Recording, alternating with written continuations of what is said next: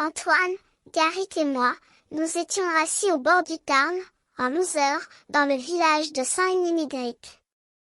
J'étais sur le point d'appeler Lara, ma déesse aquatique, lorsque Garrick m'a interrompu pour me proposer de partager l'histoire de Bricadabrantesque. Il m'a raconté qu'il s'agissait d'un jeune berger nommé Pierre qui vivait dans les gorges du Tarn. Pierre avait un don pour jouer de la flûte et se plaisait à jouer chaque soir sur les palais en haut des gorges. Un jour, une déesse aquatique nommée Lara sortit des profondeurs de l'éau du Tarn et fut enchantée par la musique de Pierre. Lara proposa à Pierre de venir jouer de la flûte chaque soir dans les gorges du Tarn, en échange d'un trésor inestimable. Pierre accepta, plus il jouait de la flûte, plus il se rendait compte que la nature l'entourait.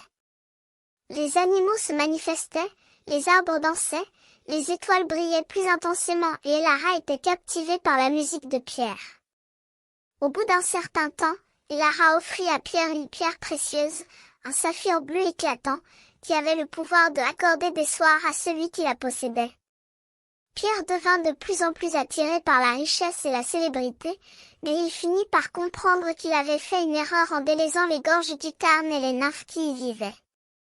Il décida de revenir pour récupérer la pierre et laisser Lara, mais il ne la retrouva pas et depuis ce jour, Pierre errait dans les gorges du Tarn, jouant de sa flûte à la recherche d'Lara, mais il ne la revit jamais. Garrick me dit que cette légende nous montrait que, dans la vie, il n'y a pas que les besoins matériels qui sont importants, mais également les besoins qui sont plus importants, tels que la beauté de l'âme, l'élévation de l'âme, la musique, les choses immatérielles et la beauté de la nature.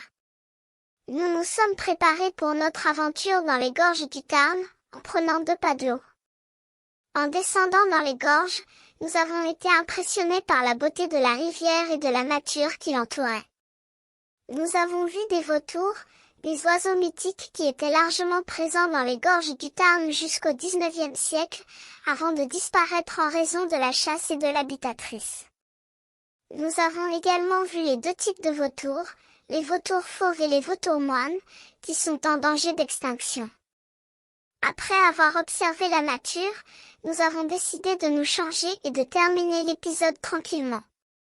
Garrick m'a proposé de sortir la flûte et de jouer pour les Lara, qui sont l'esprit des gorges du Tarn, l'esprit de la rivière, qui s'incarne dans les vautours, dans le sentiment de l'éau, dans chaque fleur, chaque papillon. J'ai accepté et nous avons continué notre aventure dans les gorges du Tarn.